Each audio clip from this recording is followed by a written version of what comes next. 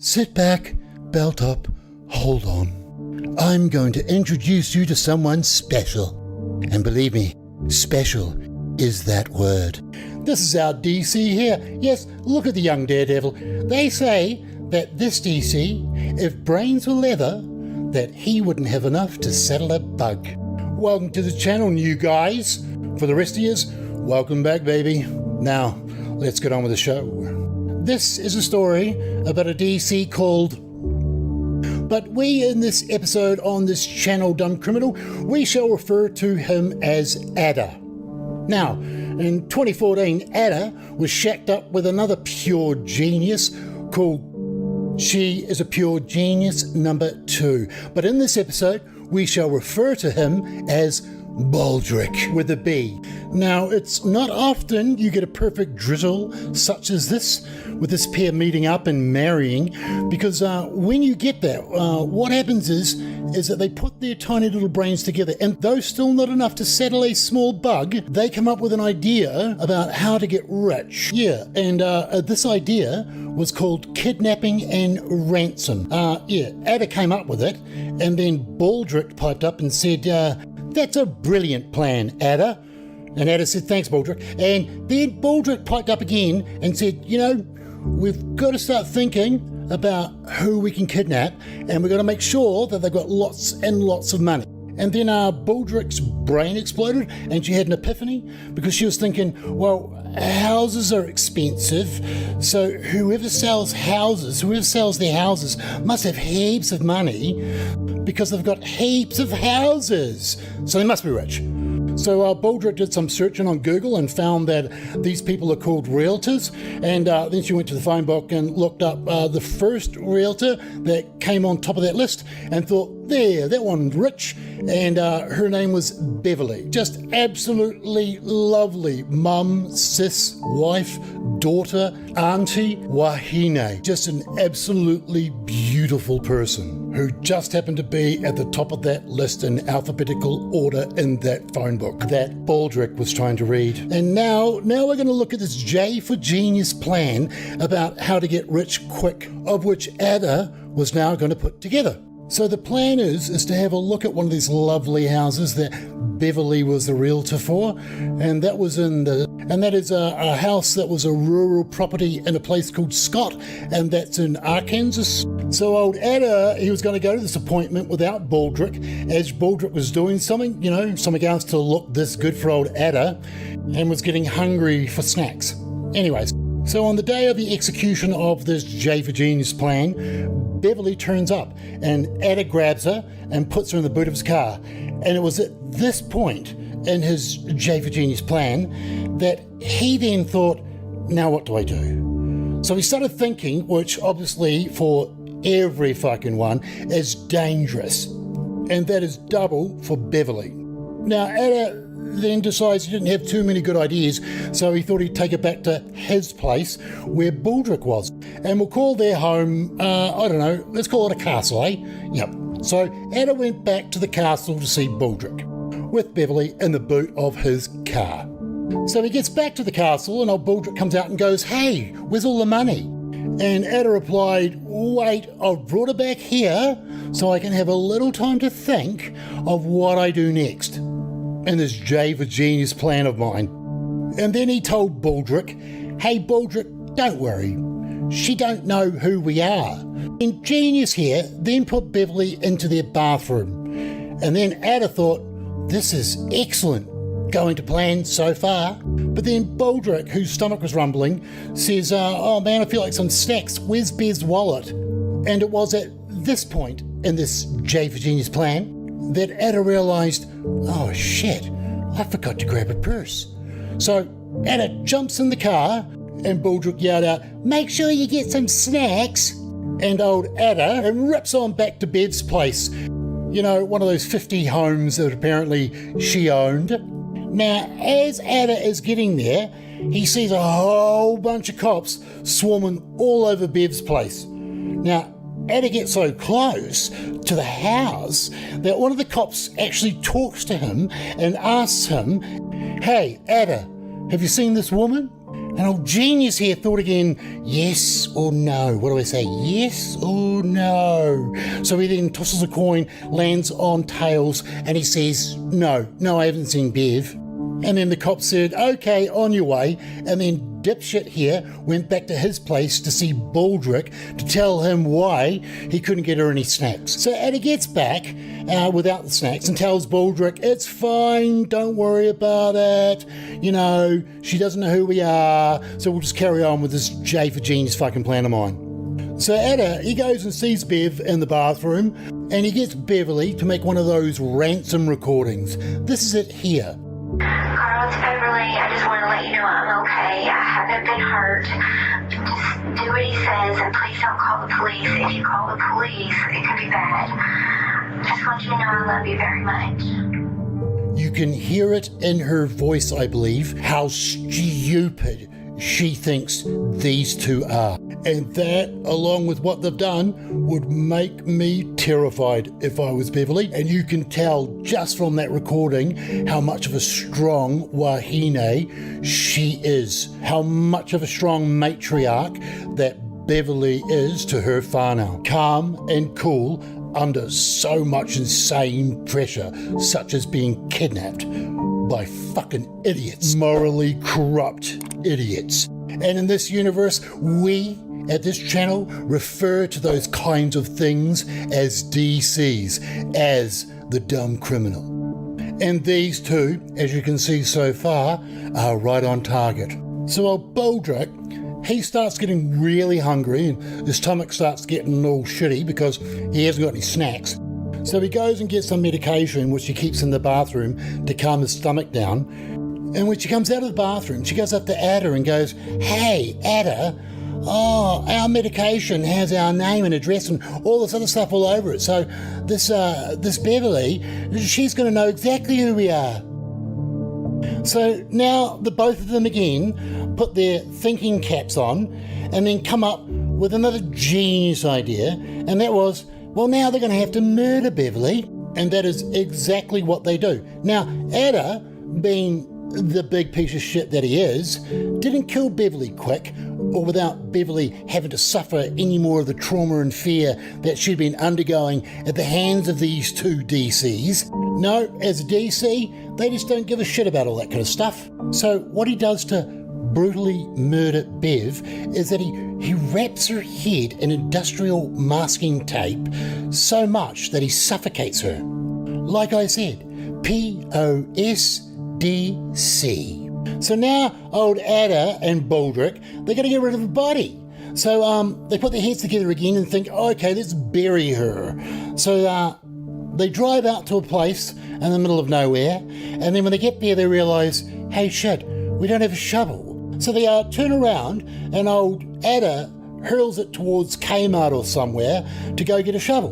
Now, as he's in there getting a shovel, he's making a hard decision because he wants to get a shovel with a handle that will match his lunchbox that he takes when he goes to kindy. And old Genius too, out in the car, is spewing because her stomach's still rumbling because she hasn't had any snacks still. And just to make sure that she can't get away with saying that she had no idea about any of this plan to the cops later on. No, she makes sure that she can't say that because she texts Ada while he's inside, hey, Ada, it's packing a goddamn shovel to dig a hole, idiot. Not rocket science.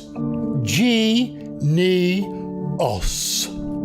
So they grab that spade and then they go bury Bev in a shallow grave and then go back to their castle, still without any snacks. Now, while all of this J for Genius plan has been going on, in the background, old 5-0 had picked up a sniff by finding out who called Beverly to set up the appointment to see one of her houses. So it didn't take long at all to locate Dumb and Dumber's place. So the old cops, they hoon on down to the castle and they're playing sneaky weaky, so they don't want to spook old Genius here. But somehow, J for Genius here, he sees the cops playing sneaky weaky and jumps in his car and bolts off. So the old cops who got busted by this genius, they take off after old Ada. And old Ada, he's going so fast that he then realises, shit, I can't drive this fast actually. Not in this car, not in anything really. And he ends up crashing his car. And the old cops, well, they got him. And this is him here. Like a genius with a runny nose, if snot was red. Now, since old Ada's all banged up, they had to take Ada to the local hospital so they could run him through a scan to see if it's true that there really isn't enough to settle a small bug. So they're at the hospital getting that scan, and while Ada's getting that done, the cops are cleaning their nails when Ada, our boy genius, escapes the hospital by simply walking out. Now, think about that, for a second. Like, the one person, like the only person who can tell you where Beverly is, you know, because it won't be Baldrick, as kidnapping's a man's game. So the only dude that can tell you where Beverly is walked out of the hospital while you were getting your manicure. Holy shit, man. So the cops shit their pants for not just losing him, but they know that if she's alive, that she's not going to be alive for that much more. Yep, her time for living will definitely expire, and the only person on the whole planet out of like 9 billion people, the one person that would kill Beverly, because that is exactly what he is going to do, is now playing a game of hide and seek with the police, the geniuses with the beautiful nails. Now, old genius, when he took off, he's going to make a straight line, you know, the quickest way possible between point A and point B. And if you remember school, that crack-up thing we used to do, you'll know that's a straight line. So away genius goes. So on that day, it just so happened that God was looking down upon this perfect drizzle and saw the calamity that they called the police in charge of this investigation and getting Beverly back. And by his grace, our Father, which art in heaven, he whispered in the ear of this dude and said, hey, look at that guy, look at that DC over there. And this guy went, shit, that's him, and called the cops. 911. Hey, I'm sitting over here. They're looking for a guy here that was involved in the realtor being kidnapped. And this guy looks like him. And he is nervous, and he's out here at the bus stop. He's wearing a black shirt and some jean shorts. And he went into the subway. All right, we'll get someone out there. Okay, now I had a guy walk out there and talk to him. I just went out there to see him. He says they think him. Okay, but don't tip him off or anything. We'll get someone out there. But here's the thing. You see, the old devil was there too, and he was looking. And what he did was he tapped a reject on the shoulder and said, hey, it's him. So our reject pointed a finger and started screaming, and old genius, Ada, took off. So hide and go seek was back on. But you see, by this time, God had a guts full as Bev was taken, and these cops were pissing him off, and DC's an idiot. So with a blink of an eye, everyone that heard the shouting and the pointing, everyone that was standing around took off after DC. And they chased him down. And old DC went into this house, went upstairs, and then got spooked, jumped out the window and snapped his ankle. So finally the cops show up and the community hands over Genius to 5-0. So the cops, they bring him down to the cop shop and then they start questioning him with the methods that they have, legally of course, to find out whereabouts Beverly was and if she still was alive. And old Ada gave her up and says, yep, she's still alive. And the cops went, phew. And the cops say, okay, where is she? And Ada goes, look, I'll take you to her. So they piled into the old cop car, Ada and these cops, and went for a good old joyride, because she definitely wasn't at any of the places that old Ada said she was. And all through this J for Genius plan, remember, the cops are still thinking she's alive. Minute by minute counts. So old Ada is playing the cops, and the cops can't do a bloody thing. But thank God we live in the age of technology, and old Ada hadn't caught up yet with that technology and didn't know that they could zero in on his cell tower. And what the cops saw was that old Ada, at some stage during the day, for a couple of hours, was out in the middle of fucking nowhere. And when you think about it, that location, at the time of when you get that information, you as a cop, as a logically thinking cop, now know for pretty much sure, no, it's definitely that Beverly's dead, because there is no other good reason why Ada would be standing out in the middle of a field in the middle of goddamn nowhere for a period longer than a piss. So I would think that it would be at that moment that they know Bev's dead. And old Ada, and most likely Baldrick playing a plan, had something to do with it. So 5-0 goes out and they find Beverly and see the tape all over her and know how big a POS this clown actually is. Now, being the genius that he is, here's a couple of news clips here that you just have to see. Beverly Carter? No. You did not? No. Who did? Say. I had a co-defendant. I haven't seen her for 2 days. Now they're showing me pictures of this. I haven't seen her. I had a co-defendant, Trevor. Who's Trevor? He's Air Force at the military base. And what's your relation to Trevor? He's got texts back and forth to me and him, and then they wanted my phone. Why Beverly? Why Beverly? She was a rich broker. Do you have anything to say to the family? Sorry. What else do you want to say to her family? Sorry. Why Beverly? Because she was just a woman that worked alone, a rich broker. You know her? No.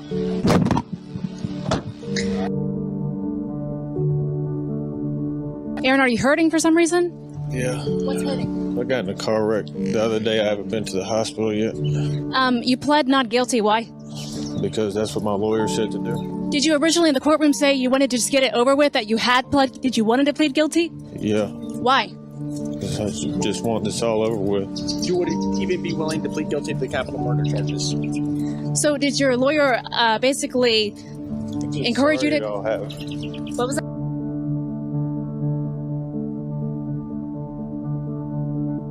Now, being a DC, and it's usually, of course they did, is that both Baldrick and Ada pled not guilty, because it just wasn't them. Now, all of that, of which has taken place in this J for Genius plan, and the lives of Ada and Baldrick, all of that backstory leads us on to what comes next. Because, you see, we're about to hear, finally we're about to hear from Ada himself, unrestrained, in an interview of which he gave to the smoking hot reporter while he was in prison awaiting trial, because Ada, well, he just wanted to set the story straight. Because you see, old Ada, he believed that he could add on to his J for Genius plan, and that he could speak in an interview and win the crowd over and completely convince everybody that he's not this bad guy, he's just kind of misunderstood. And it was upon watching this interview that I truly recognized that this fucking clown is truly a DC. Now, if I haven't proven to you that DC is a DC by now, by the actions of which he has done along with Baldrick, then I can assure you now that by the end of this interview, or even before it, that I shall remove all doubt that this clown is a D-goddamn C. Now, before we get underway in this interview, which is pure gold, I, Measy, the creator, I would like to ask you, the viewer, the subscriber, or the subber, to please like this video. That's number one. Number two is thus. During this interview with this DC, let us know at what time And what question and what answer was it that convinced you that this fucking clown is definitely a goddamn C? So if you could leave us a comment below and let us know when was that, because I will read them all and even take a median on which question and which answer really did sink him. If you guys could do that for me, I would very much appreciate it. So cheers. Now, as we do at this channel, sometimes we take a look at things through a certain type of lens, and this is no different. We're going to have a look at this jailhouse joke off through the lens of a thought experiment. Yes, let's do that. Right, everybody, ready? Clear your mind. You are a lawyer. You're a lawyer and you are representing Genius, old Adder. Now, he's only just been arrested and you have just gotten off the phone with him because what you thought was, oh my God, there's going to be heaps of media there. I'm going to get famous. So you thought you'd ring him up, old Adder, and tell him, hey mate, I'll represent you for free. And old Adder jumped at the chance. So now payday's coming up. So you tell old Adder, hey Adder, now don't speak to the cops. Keep your mouth shut and don't say a word at all. And old Adder said, yeah, okay. And then you hung up and then you went home thinking about that media going to be turning up and how famous and how rich you're going to make money. So you get home in your fucking prissy little Mercedes and you go on in and grab a TV dinner and sit down in this big beautiful apartment because you're a shitty kind of person, and then you grab the remote and you flick on the TV as you sit back and relax after a hard day of nothing, and the TV switches on and up pops this. And of course, I've done stuff like where the police could come knocking on my door at any time, and it's a toss up on what they're going to try to get me for. What kind of stuff? I've taken a video of every person I've ever had a sexual encounter with, because stuff like this. Wait, back up. You have a video of every person you've had a sexual encounter with. Were they aware that they were being videotaped? I think that when. So it's a point blank question here. And you are divulging a lot, and I appreciate your honesty here, but I just want to backtrack here. So you're saying in your defense, you have had some sort of videotape going during a sexual encounter with most of the women you've been with. And they are aware of this, that this is going on? I mean, after the fact. You tell them after? I mean, sometimes they don't care. I mean, it depends on what the talk has been about. If it's some soccer mom, you know, hey, you know, I mean, I have it, but it's not like, hey, gonna put you on the internet or nothing like that. No. So is it safe to say there's some women out there who may not know? Sure, there's a few women that don't know. There's women out there who husbands work at the Air Force base. There's women who husbands are deployed. There's women who husbands are just gone to work. Are these the type of women that you're saying that you would meet? I've missed out on a lot. And if any woman, if she doesn't look that good, if she's older, she's younger, she's fat, got a few extra pounds, got 5 kids, if she wants to have a very brief relationship with me, I'm not going to say no. Where all would you meet these women at typically? Various places. If she wants to get a hotel room, get one at the Best Western, Jacksonville, you know.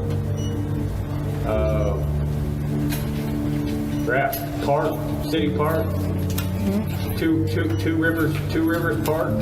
You know, you go down there at night and you can go right on the other side of the bridge and the lights are out. There's a pavilion about a half-mile walk up the thing. You know, nobody's gonna come down there at 11 o'clock at night. I mean, it doesn't matter wherever. So let's say, like in the course of the last year, how many women would you say you met at different locations for sexual encounters?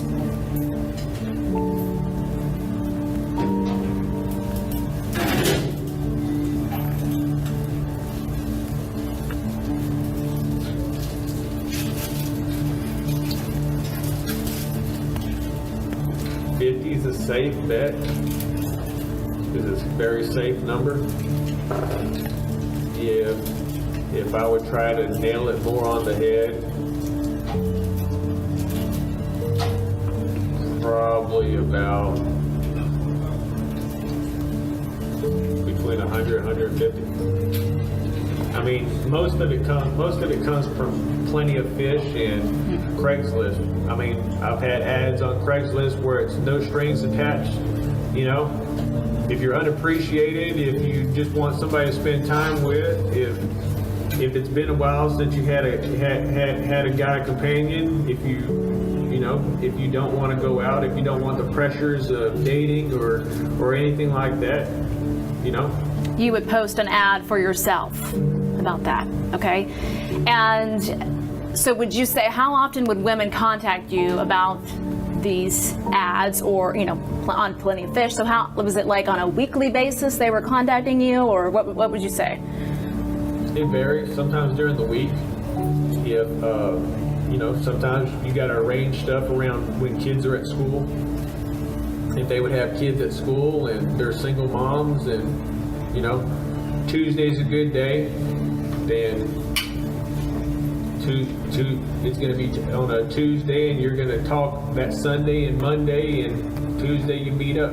So these could happen throughout the course of the week, on a Tuesday, a Thursday? It's just not like a college thing where it's, hey, let's go out on Friday and maybe we'll do something on Saturday. Mm-hmm. No, it's, I mean, 7 a.m. Monday morning, if that's the time being, and if I really want to go. Okay.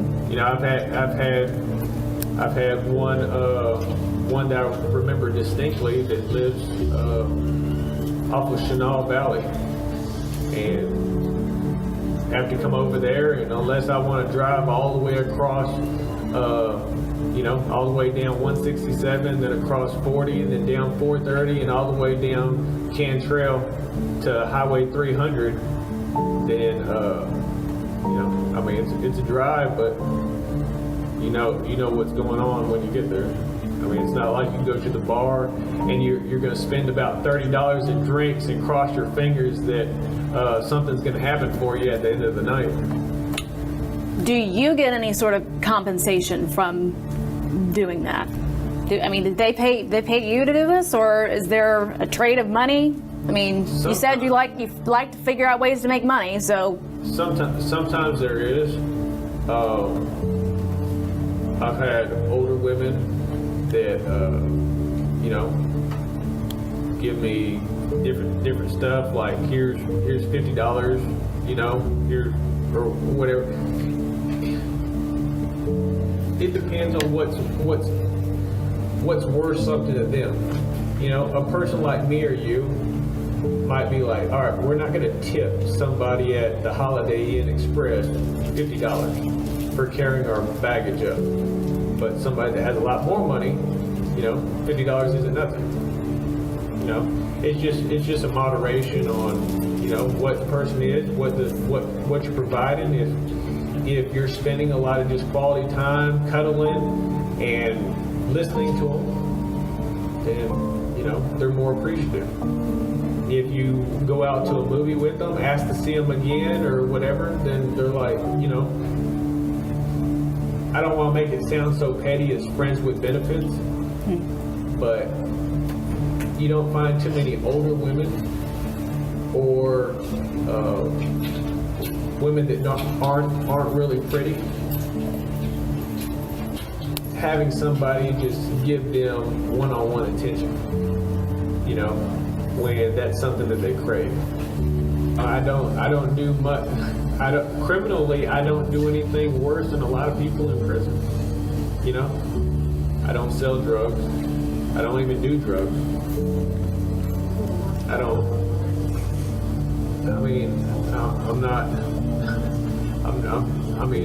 I'm not doing a lot of stuff. I'm not raising a lot of mayhem. You're not seeing me on America's Most Wanted. But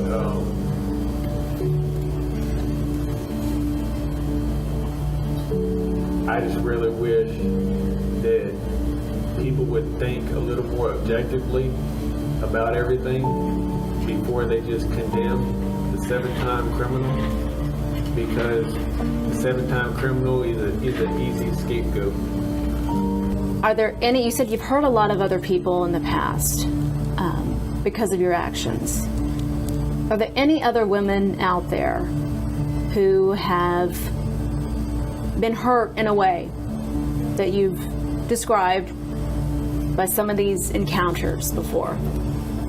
I've never laid my hands on a woman, period.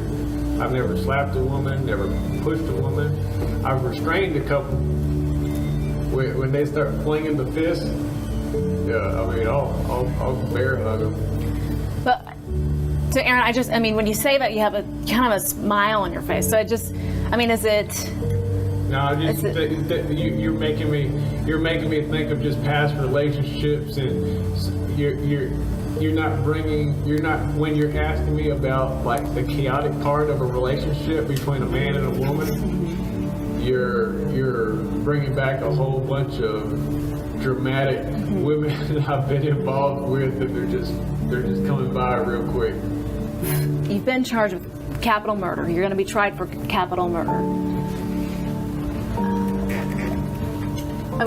Where do you really go from here? I know there's still a lot, obviously, that we don't know about what led to all of this. As far as anything goes, I told my lawyer in the letter that I just recently wrote that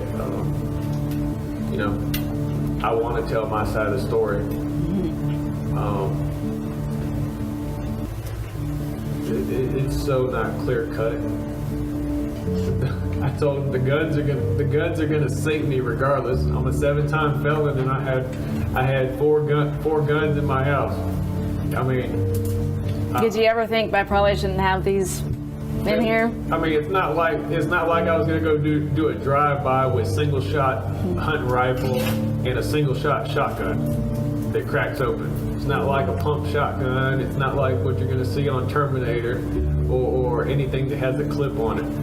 Every one of them takes one shot at a time. But they're still firearms, and I'm still a felon, and they're still gonna hit me. There was so much media attention that my wife had to change her number. My lawyer's trying to get that new number so that he can get in contact with her. I'm not sure if she's even moved from the residence before because just so much of the media attention. I know that she's trying to do stuff right now to better her life, and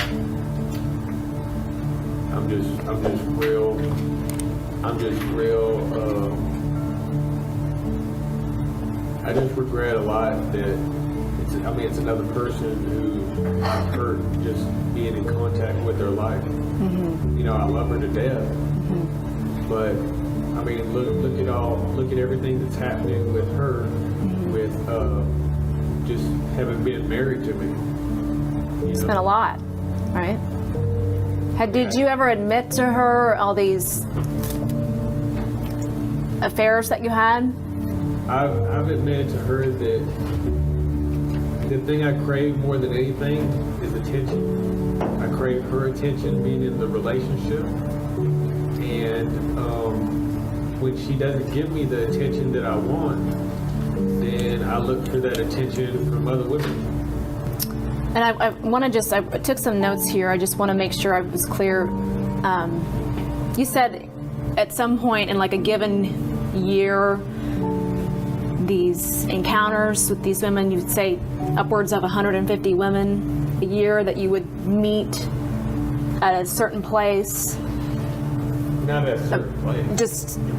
Just so to be clear here, around 150 women that you would have these sort of relationships with, encounters with, a year. How long? When did this start? When did the whole? Whenever you get out of prison. And that was August of last year. August of last year. Okay. Like, hey, I'm free. You know, it's like, hey, I can actually hook up with women.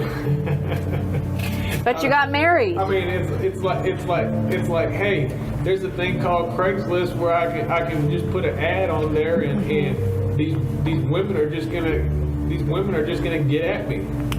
You know, I don't even have to do anything. I don't have to take them out on dates. I don't have to do nothing. And that's gratifying to you. That's not gratifying. It's like Meals on Wheels. You don't have to go to the grocery store to shop for a dinner when you can just order it and have it brought. It's a lot more simpler. It takes all the effort out. I'm already a 7-time felon. You know, one thing that I don't really understand, just to touch kind of a little base on, there's been a little bit of political stuff about me and about charges and about me being on parole at the time.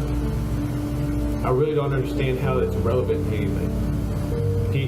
I mean, of course, it's election year, you know, and people want to put their firm hand down and make somebody as an example or whatever like that. But I mean, everything that occurred would have happened regardless if I'm on parole or not. You know, just because you're not on parole doesn't mean that you're going to act any differently. So hearing from someone who is, that you're saying that really wouldn't stop you from. I mean, I've walked down parole I've walked down parole before. I mean, it's simply just because it's me. Mm-hmm. You know, I don't really understand how. I've been hearing a lot of it where they've just recently had parole hearing here, and I guess they're denying everybody. It's like, all right, we deny all the prisoners, and that's going to make everything better. How is it going to make anything better? Mm-hmm. You know, how is anything relevant to me have anything to do with that? I mean, people have been constantly being hard on people doing any crimes, but the crimes are still happening. Mm-hmm. You know, the whole part about parole is that you rehabilitate yourself while you're in prison. You do the programs. You get your GED. If you don't have that, you try not to get that many disciplinary reports, and you go before some people to try to get out early. So why all of a sudden does it have to do with me that nobody's getting out now? You're saying that has some sort of effect on other parole decisions. Yeah. One thing that I know you mentioned that you did feel sorry to her family about what happened. Anything else at this point? We heard from her son on Sunday, and you know, he's struggling with forgiveness, basically.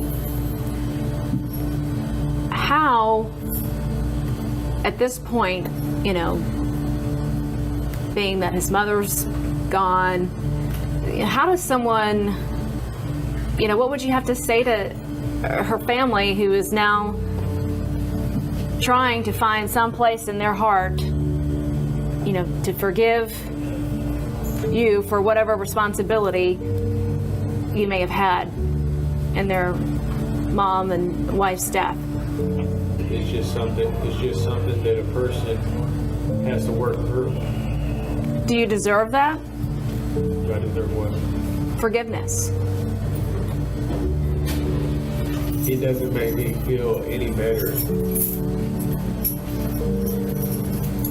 by knowing that circumstances that occurred were an accident,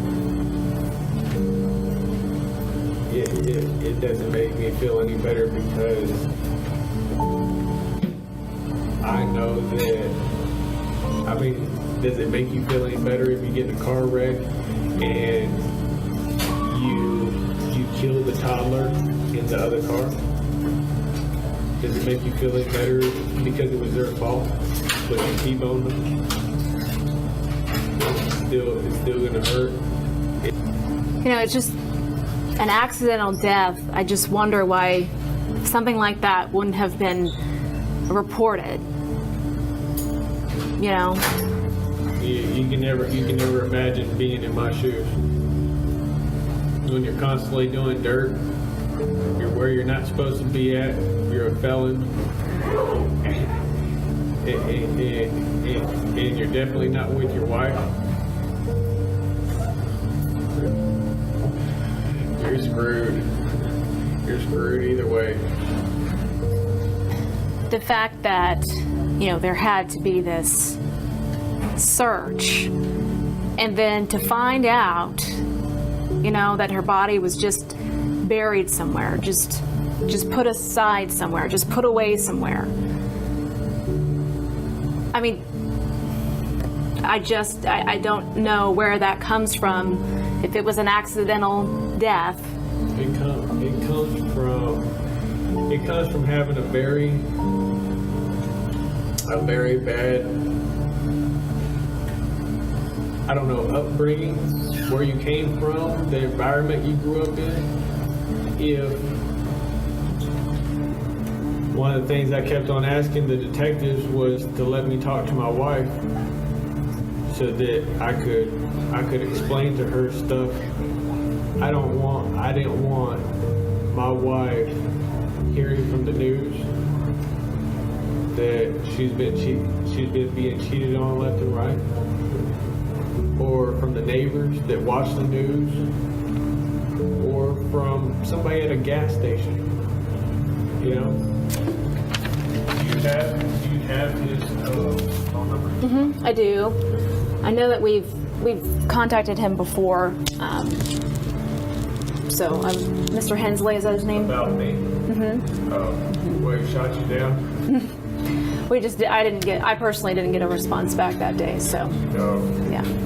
I don't like every day people looking at me like I'm a piece of crap. That I just don't even deserve to live. If you know at least 2 of these words, then you should get the Language Cup. The Language Cup, 20 everyday commonplace words that we are going to learn and teach. Every time you drink from the Language Cup, a lesson in Aotearoa English is being taught. We as a species learn faster when we learn together. That's a very big principle of the universe, and that is one of the most beautiful things I aroha about our species together. So make sure you grab yourself a lesson or 2 and start learning and teaching today. The Language Cup.